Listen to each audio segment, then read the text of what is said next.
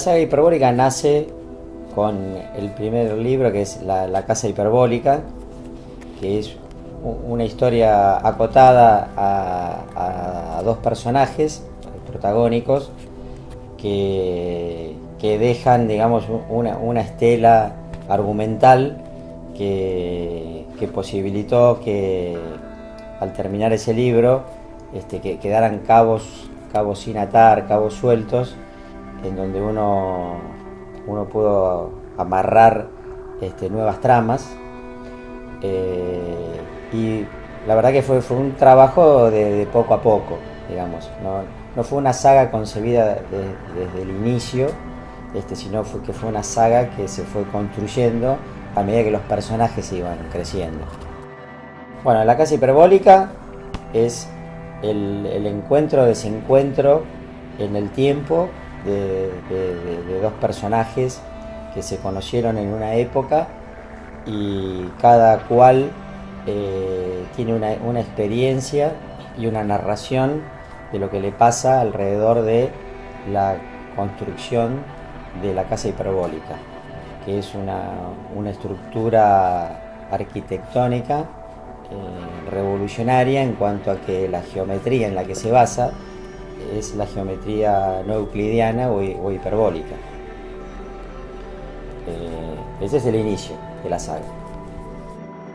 La continuación de la casa hiperbólica o el segundo volumen de la saga, porque estrictamente no es un libro que necesita leerse el anterior para entender el siguiente, es el disco de Poincaré, que es digamos que la geometría o la arquitectura hiperbólica que se había dado físicamente en la casa. Eso es trasladado más a la psicología de uno de los personajes, que es Orestes,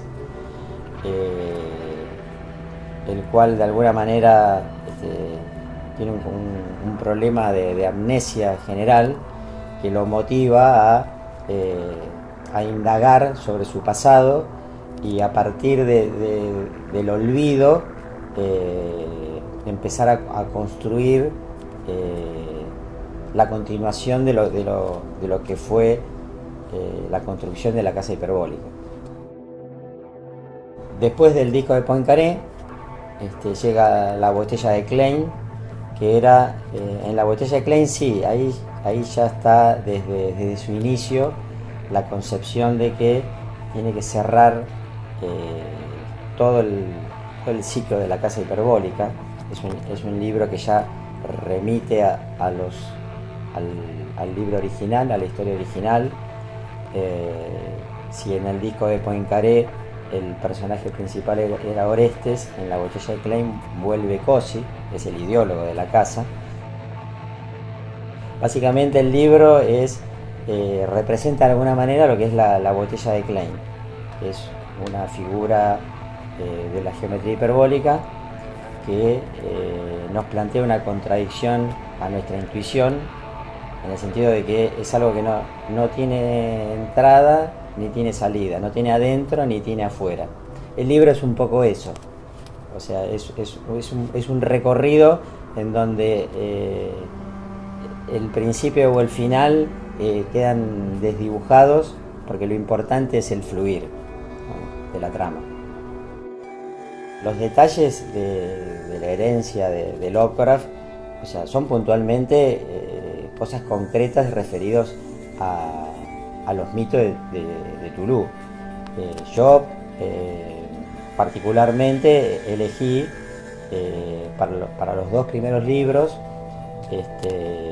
mitos que tienen mucho que ver con el horror cósmico, que es la raza de Shit, que es una raza de seres alienígenas,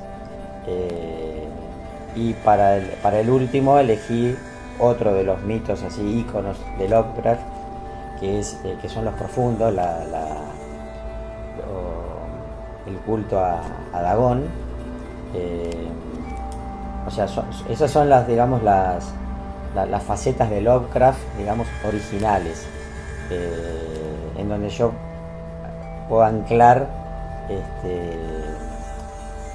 todo el argumento propio de la casa hiperbólica.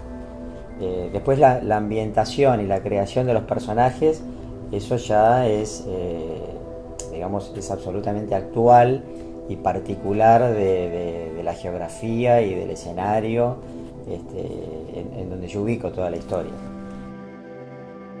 En el caso mío es medio como, es inconsciente, digamos. Uno sabe que está de alguna manera aportando al canon lovecraftiano porque lo menciona expresamente.